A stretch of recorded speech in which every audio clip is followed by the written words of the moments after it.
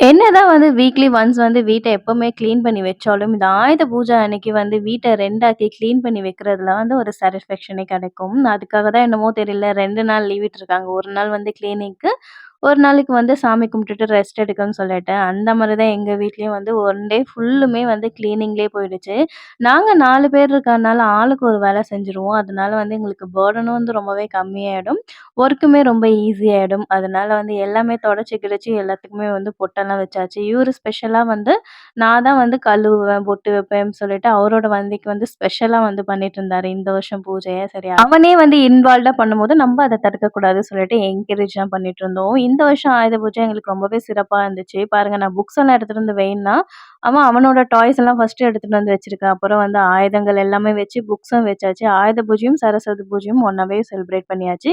கீழ போயிட்டு காருக்கும் பூஜை போட்டாச்சு. இந்த வீடியோ பிடிச்சிருந்தா மறக்காம என்னோட சேனல சப்ஸ்கிரைப் பண்ணிக்கோங்க. பாய்.